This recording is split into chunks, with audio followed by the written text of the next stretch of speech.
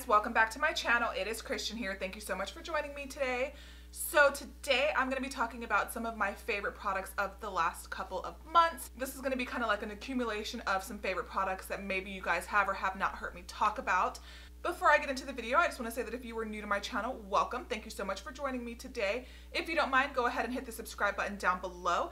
And if you're not new to my channel, welcome back. Thank you for continuing to join and support. And yeah, you guys, let's go ahead and get started with some of my favorites of the last couple of months. All right, guys, so before I get into the video, I just really quickly want to say that I just wanted to mention my absence here on YouTube. If you do not follow me on Twitter or Snapchat, I briefly talked about it on Snapchat and then I did kind of mention it on Twitter. I did end up getting pretty sick. I ended up having pneumonia. I couldn't really talk. I couldn't really film. You know, I was in a lot of pain. I was having difficulty breathing and, you know, I was just coughing all the time. And I tried to film a couple of videos here and there, but, you know, my voice was gone. You know, I was out of breath. I was tired. I just didn't really like the quality of those videos. So definitely I'm going to be back on YouTube. I'm going to be getting videos out for you guys. It was not a planned thing. It was not a planned hiatus. I just simply got sick. Houston had like this huge freeze where, you know, half the city shut down, all the freeways shut down, all this stuff. And I had already been feeling pretty bad the 2-3 weeks prior to that. And then when that freeze happened and then just being outside in the cold for a couple of days, it just knocked me flat on my butt and I just got sick. I couldn't control it anymore. I had been sick for a while, but I prolonged going to the doctor for way too long and then it finally just caught up to me. That is basically why I have been missing from YouTube for nearly a month. Again, it wasn't intentional. Thank you for those of you who sent me private messages asking where I was, how I was feeling, what was going on, why wasn't I posting videos. I really appreciate you guys being concerned about me and my well-being. So yeah, let's just go ahead and get into some of the things that I was loving. So I'm gonna go ahead and I'm gonna start with two foundations that I was totally obsessed with. And I actually preferred mixing them together. So I had a lot of trouble with my skin because it got so uncomfortably cold down here and it was cold to the point where my skin isn't really used to that kind of weather. And I, for the most part, have dry skin, but my T-zone can get a little bit oily. But I was dry, like to the point where all around my mouth was flaking. Makeup did not look good. It was a really tough couple of weeks. So the concoction that I found that ended up working really great for me, it was these two foundations and I wore the crap ton out of them. I don't like this foundation separate. I do like this particular foundation on its own. This one I have grown to love as a mixing foundation. I've had a very love-hate relationship with this foundation. I liked it when it first came out, then I hated it. And now I really enjoy mixing it into my matte foundations to give it a little bit more of a luminous feel. So let me go ahead and quickly tell you what foundations I am talking about. The GIORGIO Armani Power Fabric, and as you can see, I have used more than half of this foundation at this point, and I will wear this one by itself. And then I enjoyed mixing it in with the JOSIE MARAN Vibrancy Foundation. I have the JOSIE MARAN Vibrancy Foundation in the shade RG30. This is not my correct shade. The undertone is a little bit off for me. And then I have the Power Fabric in the shade 3.5. And this is an excellent color match. And this is going to be definitely a little bit more on the matte side, but I do think it's a comfortable, wearable matte, even if you do have a little bit more drier skin. And this one is going to be very luminous, so this is only going to work for somebody who has drier skin. Maybe normal skin. If you have oily skin, stay far away. I love mixing these together, especially in the wintertime. This has been my favorite foundation concoction. Of course, today I am wearing my True Blue Laura Mercier foundation. I'm obsessed with that foundation. I will never stop. Those have kind of been my favorites the last couple of months, and they just look really beautiful on the skin. So if you own those two foundations and one is too dewy, one is too matte, try mixing them because it really works. And I love the undertone of the Power Fabric foundation. I want to say that this might have been an honorable mention in my year in beauty favorites. But as of right now, 2018, I'm loving it. Something else that I have really been into, and I have used the crap ton out of, I have used quite a lot.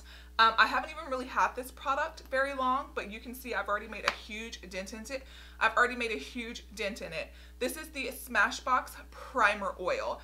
And it's basically what it says it is. When my skin was at its absolute most dry, this saved the day. It does not take very long to absorb into the skin. It doesn't make you more oily throughout the day. It just kind of gives you that much needed hydration. So I will apply this after my skincare, but before I go in with makeup. So the way I do my makeup is I do brows, eyes, and then I do my foundation, and of course the rest of my base.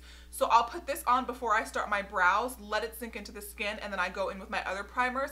This has been a lifesaver. I feel like this is quickly becoming one of my favorite primers. I use this the same way that I would use the FARMACY Rose Gold Elixir, but I honestly think that I might like this one a little bit more because I feel like this one actually gives you a little bit more hydration. And when your skin is super dry and peely, I feel like this kind of penetrates the skin and gives you that little bit more extra quench of hydration that the FARMACY does not. What else have I been loving? A bronzer that I have reached for quite a lot. I'm not wearing it today. I'm wearing a different favorite that I'm going to show you in just a second. A bronzer that I have quite been enjoying. I bought this a long time ago and I just never used it. It was the Tom Ford, the bronzing powder in the shade 03 Bronze Age. This is the smaller of the two. Tom Ford makes a larger version of this, and I think it's like $110. And this guy retails, I think, for like 60 or 70 bucks. So it is super expensive. At first, when I first tried it, I wasn't really that into it because I thought it was a little bit too warm, but the more I wore it, the more I loved it. This is what it looks like right here. That is a swatch of it. So again, this is a 03 Bronze Age. I just feel like it just warms up my skin in the best possible way. I'm kind of starting to like bronzers with a little bit more warmth, like the hintest of warmth. I used to prefer more neutral bronzers because, like I've mentioned in the past, I have a lot of discoloration on my skin, and if I don't wear the right bronzer with the right undertone, then my skin will just look really patchy, really muddy, really Oompa Loompa-ish. But I've noticed if I go in with this with a super light hand, like more of like a duo fiber style brush, and just kind of brush it on to my cheeks really lightly. I don't contour with this. I solely bronze with this. It just looks beautiful. I don't know that it's one that I would say yes, absolutely go out and buy, because I'll mention some of my favorites from 2017. The Becca bronzer and the Bare Minerals bronzers were some of my favorites, and they're half the price. So I don't know if I could openly say yes, go out and buy a $70 bronzer, but if you were on the fence about it, I definitely think it's worth a shot. I've heard a lot of great things about this throughout the years, you know, people talking about it, but Lord, I mean, it was expensive. It definitely was an investment. Tom Ford is sold on Beautylish now, so if you've ever had interest in any Tom Ford items, you can always purchase it directly off Beautylish, and you could use their flex pay, or of course you can buy it at Sephora or anywhere else where you can buy high-end beauty brands. Ooh, I haven't talked this much in a long time, so okay. The next thing that I'm going to go ahead and mention is a blush that I've actually really been loving and reaching for a lot. And if you have been around on my channel for a while, you know that blushes have never really been like my thing. I'm not usually into blushes, but for some reason I love this blush. This is the Laura Geller Baked Blush-n-Brighten in Pink Grapefruit. And this, of course, is going to be a baked product, which I think the majority of Laura Mercier's powders are. I purchased a couple of these during the last Ulta's 21 Days of Beauty, I believe, and it took me forever to finally use it, but now I reach for this blush and one other blush that I'm going to show you in just a moment. Let me go ahead and swatch this one for you. This is what it looks like right here, and I think that it's just the absolute perfect blush. This is definitely a blush that's right up my alley. It is super silky, super smooth. It has a little bit of a luminosity to it, and I think that's why I've been gravitating towards it a lot, because of that luminosity and the fact that my skin has been a lot dry. My skin is kind of normalized now, but for, you know, right there around December and early January, my skin was freaking out, and I was trying to do anything to make it look more hydrated, to make it look more healthy. And this is a blush that I reached for a ton, and it's just the perfect color, and I feel like it blends into the skin beautifully. On my skin, it almost has more of like a neutrally vibe to it. You can definitely see the pink undertone, but it is, in my opinion, a little bit more of a neutral blush, and it will go with more of, and I reach for this blush, like I know that I can wear this with almost anything, because it's neutral enough to where it'll go with pretty much any eyeshadow look that I ever wear, and it's just so silky, so blendable. I really enjoy it. Now, the first couple of times I used this blush, I didn't actually like it because I was using too much product. Like, if you dip your brush in here one time, like good dipping, and apply it straight to your cheeks, it's gonna be way too much, way too heavy, way too much pigment. So I basically take the same blush brush that I've been using forever, that I've raved about quite a few times. This is the EcoTools, I don't know, let me see. It's the EcoTools Sheer Blush Brush. This is my preferred blush brush in general, but I mean, there are a couple of other blush brushes that I will use, but whenever I use this particular product, I always use this brush because it picks up just the right amount of product. It buffs into the skin beautifully. I have a couple of more of these. Like I mentioned, I picked them up when they were 50% off at Ulta during their last 21 days of beauty, but this is the only one that I really like. The other one, I think I have two more. One of them is way too pink. I definitely prefer more neutral blushes. I really love Max Margin, Max Melba. Blushes like that are kind of more of my speed. I'm not really into more pinky tone blushes. The other blush that I have been reaching for a ton is Tarte Risque, and this one is going to be a completely matte blush. It's going to be a little bit deeper than the Laura Geller blush. It's going to be matte, so if you don't like, you know, shimmer, if you don't like a little bit of luminosity in your blushes, this is definitely going to be a better option for you. It definitely is, again, a little bit more of a neutral blush, but it is going to be a little bit deeper. And again, it's one of those blushes that I can wear with pretty much any eye look. It lasts forever. Now, Tarte blushes are a little bit harder to get out of the pan because they are a little bit more firmly pressed. So you definitely want to go in with a little bit more of a denser brush. And Tarte blushes do apply to the cheeks a little bit softer, but they are super buildable and super beautiful. Again, I purchased a bunch of these during Ulta's 21 Days of Beauty as well, but this has been my favorite one. This is the one that I keep kind of in my front vanity, and I love it. And I definitely recommend checking out Tarte blushes if you never have one of their blush books, whatever the case may be, or wait for an Ulta 21 Days of Beauty because they always go on sale. So keeping with face products, I hauled this a while ago. You guys will have seen. I want to say in the last haul that I ever did, I purchased this guy. This is the Tarte Park Avenue Princess Chisel palette, and this is the first time in a long time. I own a ton of contour palettes. I've loved the old Tarte one. I actually quite enjoyed the one that came in the disc. The Kat Von D palette is also amazing, but this one has kind of made me get back into contouring a little bit because I'm not big on contour. I almost never do it, but I really enjoy this product. First of all, the packaging is absolutely beautiful. Do I necessarily think that you need to purchase a contour palette? No, because do you really ever use every single shade in a contour palette? Unless you're a working makeup artist, probably not. But today like I mentioned, I am wearing this. It comes with two matte highlights and then 4 more contouring or bronzy type shades. I will say that 2 of these definitely do pull a little bit warmer for my skin tone to use them as a contour. I do use them as a bronzer. Today I have Princess Cut and Angel kind of mixed in as my contour. I have Princess Cut in the hollows of my cheekbone, and then I have a little bit of Angel, kind of more like bronzer style. And then I carved out underneath my cheekbones, and it's perfect with this, with Enhance. And then I also dusted this underneath my under eyes a little bit. This one in the shade Halo is going to be a little bit more pinky tone, whereas the shade Enhance is going to be a little bit more of a yellow undertone. But let me go ahead and swatch Princess Cut. Princess Cut, again, is the shade that I'm wearing today. So Princess Cut is definitely going to work as a bronze or as a contour a little bit better. Because it's a little bit more neutrally cool. Can you guys see that? I would swatch that in the worst. I'm a little rusty. Let's swatch it again. There's Princess Cut. And these powders are super soft, super blendable, super easy to use. I know people are not in love with Tarte at the moment, but I actually really do like that. It has been a favorite, so I thought I would go ahead and mention it anyway. So a palette. You guys haven't really heard me talk about it very much. I don't think you've heard me talk about it at all outside of my initial hauling of this particular product. The Huda Beauty Desert, is this the Desert Dusk? Yes, the Huda Beauty Desert Dusk palette. I have been obsessed with this palette. I have been using it almost every single day. I've been keeping track of the makeup that I wear every single day. I got a journal and I dated everything I wear throughout the day. I kind of got away from it for a couple of weeks because, again, sick. But I was keeping, you know, detailed reports of everything that I was using and reaching for and loving.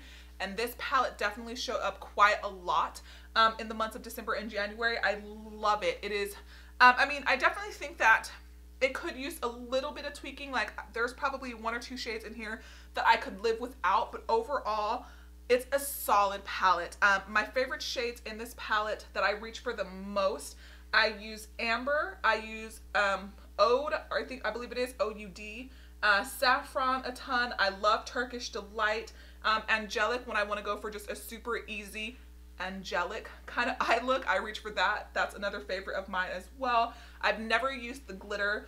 I've played with the purples in here. I've pretty much used every shade in here at least once at least once, with the exception of Cosmo. I do believe that the formula in this palette is different from her original palette, which I also do own, and I do prefer this one a lot more. I feel like her other palette was almost a little bit more crumbly. I love the colors in her original palette as well, but I think that the formulation on this one is different. I'm pretty positive it is. It's a different formulation. I feel like the palette is super cohesive. I think that it nailed the warm tone eyeshadow palette to a perfect T, but then again, you also get those beautiful, more amethyst colors. You get some really pretty purples in here. I honestly like the fact that there is no black, because like I've mentioned, I almost never wear black eyeshadows, so I really like the fact that the OUD or Ode is the darkest shade in the palette. You can use it to, you can easily take this palette from day to night. I think that if you want a warm tone palette but you don't necessarily want, say, to go full on naked heat, I think that this is a really beautiful alternative, and I have used this palette more than any other palette recently, and it's just a good buy. Another palette, and I just recently took this palette out. I had so many first impressions videos planned, but I also didn't plan on going nearly 3 weeks without filming a video, so I ended up just starting to use some of the palettes.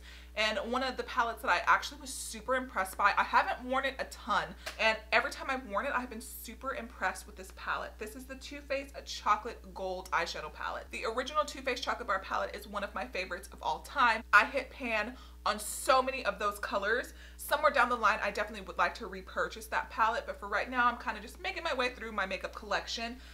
This palette is one of the, in my opinion, the better palettes that Too Faced has put out in a really long time.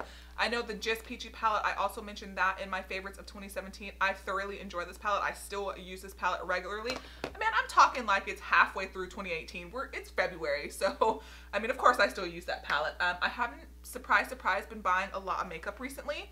I do have a haul video coming, my first of the year, but what I like about this palette is, I mean, the jewel tones are just, look, I mean, just freaking amazing. Like, they're beautiful and they are wearable. I feel like the only shade in here I probably personally wouldn't wear is this green.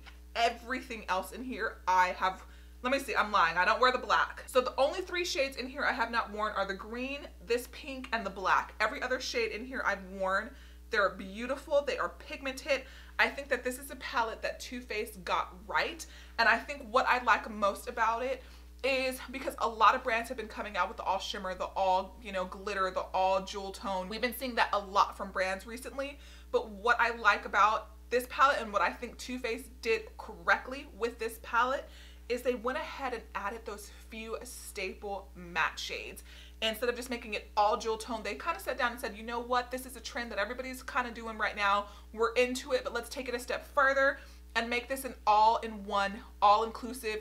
I can get an entire eye look out of this palette if I wanted to. Of course, there's no rules to makeup. If you wanted to put a, you know, a shimmer in your crease, live your best life. But I feel like for me, especially since I have hooded eyes, that won't really work for me. So the shades that they decided to put in here are perfect transition shades.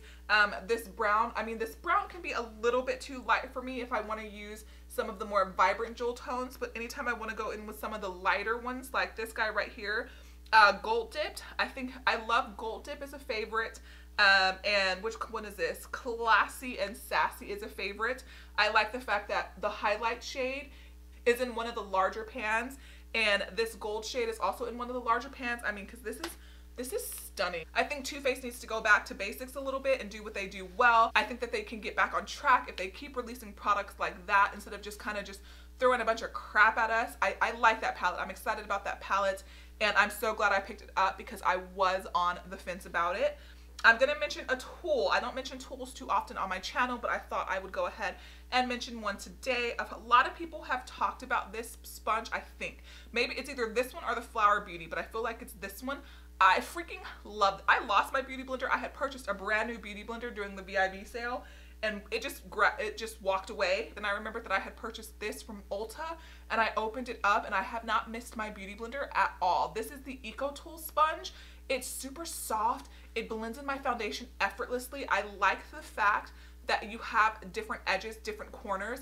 This sponge is perfect for if you want to bake a little bit. It literally does everything. If you want to carve out your contour, if you want to, you know, blend in your foundation, if you want to use cream products, if you want to just, it's perfect. I love it. And I want to say that I spent like it came in a pack of 3 though. It came with this one and I think 2 little mini ones, which I've long since lost the 2 little mini ones. More and more that I'm beginning to think that a $20 beauty blender is becoming a little more and more like unnecessary. You know what I mean? So I just love this. I've been using it every single day. It expands when you wet it. It blends in your foundation in like literal 2 seconds. I like the tip because I will kind of like go right in here and just kind of blend out my concealer. I'll take the flat edge to kind of, if I want to put a little bit of powder kind of in my smile lines, I'll take the flat edge like right around this area.